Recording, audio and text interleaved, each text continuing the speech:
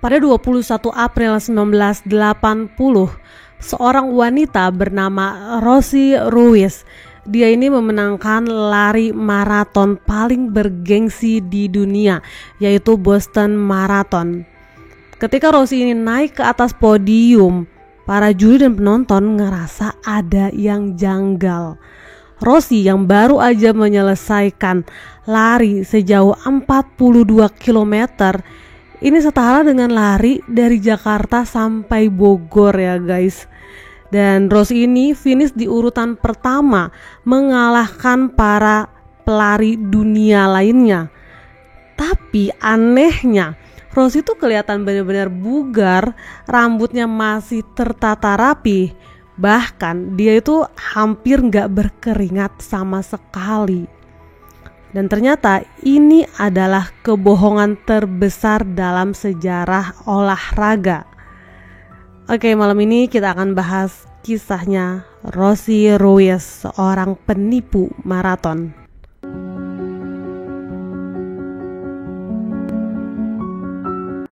Rosie Ruiz lahir pada 21 Juni 1953 di Havana, Kuba. Pada usia 9 tahun, Rosie pindah ke Miami, Amerika Serikat bersama keluarganya. Sebagai seorang imigran, Rosie mengalami masa-masa yang sulit, di mana dia harus tinggal di negara yang baru dengan bahasa yang gak dia mengerti dengan baik. Rosie pun mulai suka lari, awalnya hanya untuk mengurangi stres, dan lama-kelamaan lari jadi hobi utamanya. Tapi sayangnya, Rosie harus meninggalkan hobi berlarinya setelah dia didiagnosa mengidap tumor otak dan harus melakukan pengobatan. Setelah dinyatakan sembuh pada tahun 1970, Rosie pindah ke New York dan mulai mencari pekerjaan. Rosie pun bekerja di Metal Trades, sebuah firma komoditas. Setelah tinggal di New York, perlahan Rosie mulai menggeluti lagi hobi larinya. Rosie mulai rutin latihan lari. Dari mulai lari di treadmill, mengelilingi Central Park, hingga jogging keliling kota New York. Rosie mulai berpikir untuk berlari secara serius, dan pada tahun 1979, Rosie mendaftarkan diri untuk turut dalam New York Marathon.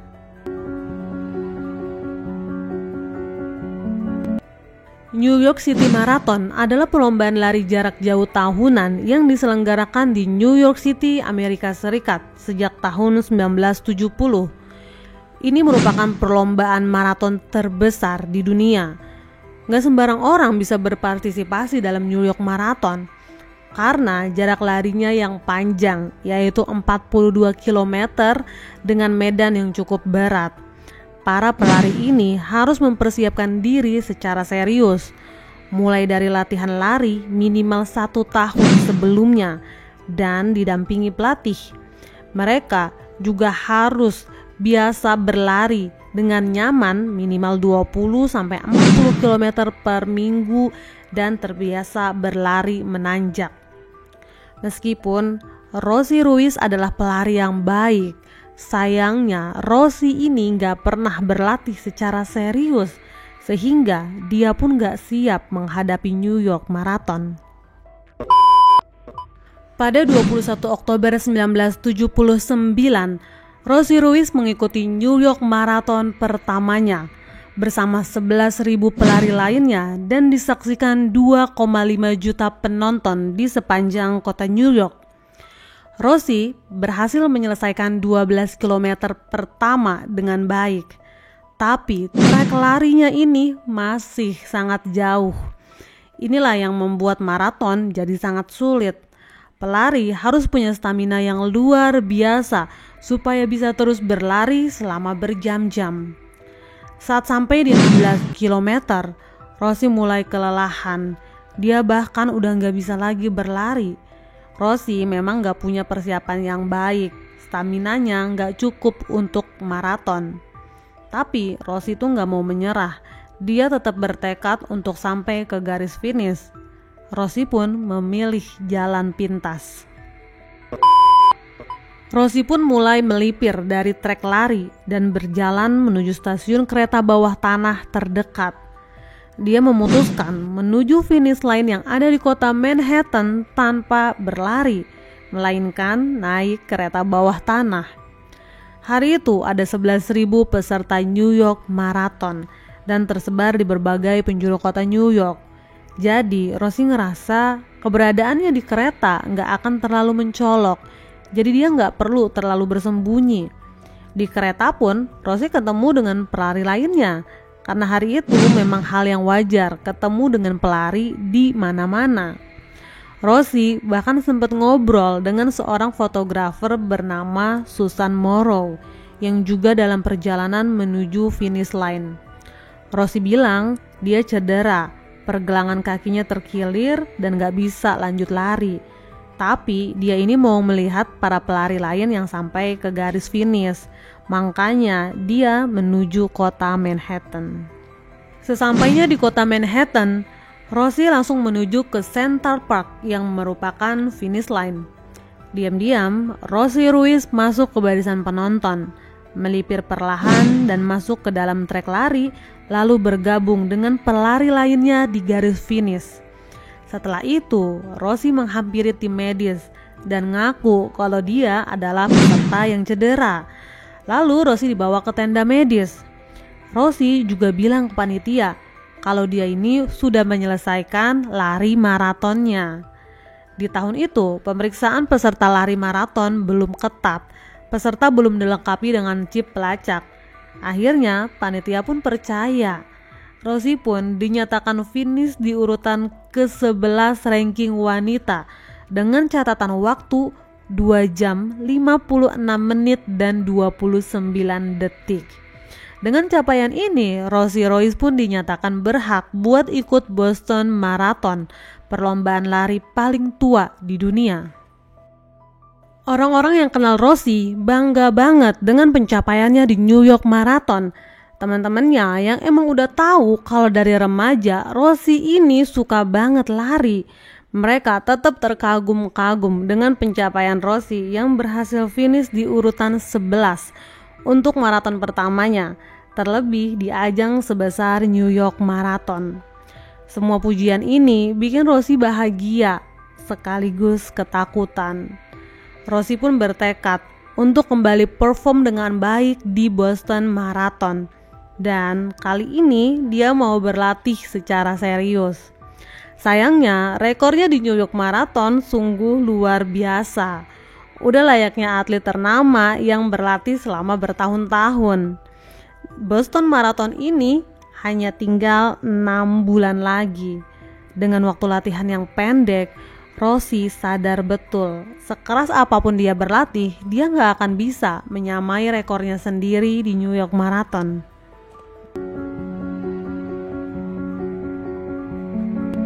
21 April 1980, Boston Marathon pun dimulai. Rosie berkompetisi dengan 7.927 pelari lainnya. Dia gak bertekad buat jadi pemenang, dia cuma mau berhasil sampai ke garis finish. Sayangnya, baru beberapa kilo berlari, Rosie udah kelelahan luar biasa. Ini bahkan jauh lebih parah dari sebelumnya, di mana pada New York Marathon Rosie ini berhasil lari hingga ke 16 km. Rosie pun dihadapkan pada pilihan yang sulit. Dia nggak mau gugur, dia tetap mau sampai ke finish apapun caranya. Dan Rosie pun kembali memilih jalur pintas. Rosie melipir keluar lintasan lari, lalu dia bersembunyi selama 1 jam. Setelah itu, Rosie menuju ke stasiun kereta bawah tanah terdekat. Kali ini Rosie lebih berhati-hati. Dia berusaha buat gak terlihat dan gak berbicara dengan siapapun supaya gak mencolok. Rosie pun mengulang aksinya 6 bulan lalu di New York Marathon. Diam-diam dia menyelinap di antara para penonton dan perlahan dia masuk kembali ke lintasan lari. Namun betapa kagetnya Rosie ketika melewati garis finish, ternyata dia jadi wanita pertama yang melintas. Para penonton bersorak, mereka kaget banget lihat pelari yang gak dikenal sampai finish yang pertama. Awalnya orang-orang ngira Jacqueline Garreau pelari nomor 1 Kanada yang akan sampai finish pertama, karena dia ini sudah tampak memimpin di 21 km pertama atau di setengah pertandingan. Tapi secara tiba-tiba Rossi Royce lah yang lebih dulu mencapai finish dengan catatan waktu 2 jam 31 menit dan 56 detik. Bukan cuma menang, Rossi bahkan mencatatkan dirinya sebagai 3 wanita dengan waktu maraton tercepat di dunia. Hal yang gak pernah dibayangkan oleh Royce, atau bahkan gak pernah dia harapkan. Rossi Royce naik podium sebagai pemenang pertama Boston Marathon tingkat wanita. Dia diberi medali emas, karangan bunga, dan dikelilingi para wartawan.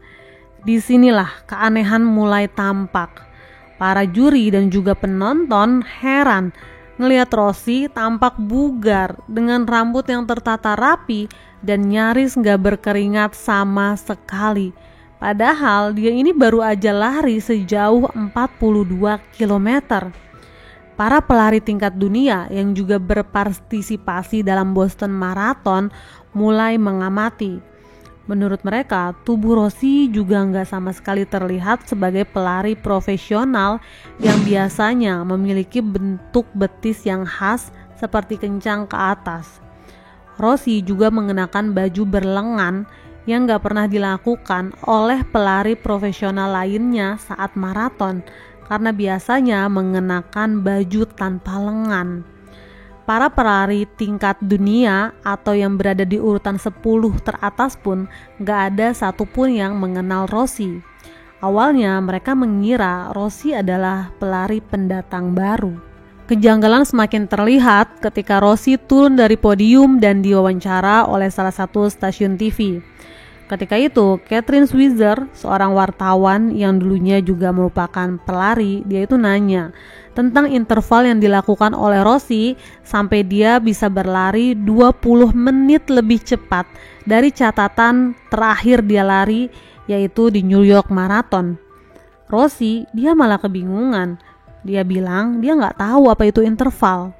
Padahal interval ini adalah hal dasar yang harusnya diketahui oleh para pelari profesional. Saat ditanya siapa pelatihnya, Rossi juga nggak bisa jawab. Rossi bilang dia melatih dirinya sendiri. Rossi juga nggak bisa menjelaskan kenapa dia kelihatan bugar, nggak kelihatan lelah sama sekali. Padahal dia baru aja lari sejauh 42 km. Hasil tes detak jantung Rossi juga berada di atas rata-rata detak jantung umumnya para pelari wanita. Hal ini bikin kecurigaan terhadap Rossi semakin besar. Rossi mulai ramai jadi perbincangan di media. 1 hari setelah kemenangannya, dia pun diundang ke sebuah acara stasiun TV bersama Bill Roger, pemenang Boston Marathon tingkat pria. Rossi diminta untuk berkata jujur. Kalau memang dia berbohong atau curang, sekarang adalah waktu yang tepat untuk mengakui semuanya. Tapi Rossi ini bersikeras. Sambil nangis, dia bilang kalau dia nggak bohong, dia nggak pernah curang sama sekali. Bill Roger merasa semakin ngobrol sama Rossi, semakin dia ini mencurigakan. Setelah acara dari stasiun TV, Bill Rogers langsung melaporkan semua kecurigaannya kepada Direktur Boston Marathon Will Clooney. Dan pemeriksaan atas Rossi Royce pun dilakukan. Will Clooney bersama dengan Asosiasi Olahraga Boston melakukan investigasi terhadap Rossi secara hati-hati. Hal ini demi menjaga reputasi Boston Marathon. Semua checkpoint diperiksa. Sayangnya, data checkpoint ini hanya mencatat 100 pelari pertama dan semuanya adalah laki-laki. Lebih dari 10.000 foto dan video selama Boston Marathon ini berlangsung dicek. Gak ada foto Rossi sama sekali. Ribuan peserta diwawancarai dan gak ada yang merasa melihat atau berlari bersama Rossi. Hanya ada beberapa peserta yang mengaku melihat Rossi di awal perlombaan atau di titik start. Kontroversi Rossi ini pun sampai ke panitia New York Marathon. Mereka pun memutuskan untuk melakukan investigasi terhadap keikutsertaan Rossi di New York Marathon. Hasilnya mengejutkan. Panitia New York Marathon menyimpulkan kalau ternyata Rossi ini nggak pernah terlihat menyelesaikan New York Marathon. Pemberitaan tentang Rossi ini pun menjadi semakin panas. Bukti terkuat yang melawan Rossi adalah pengakuan dari dua mahasiswa Harvard, yaitu John Faulkner dan juga Sarah. Mereka menjadi saksi kunci yang melihat apa yang Rossi lakukan di hari itu.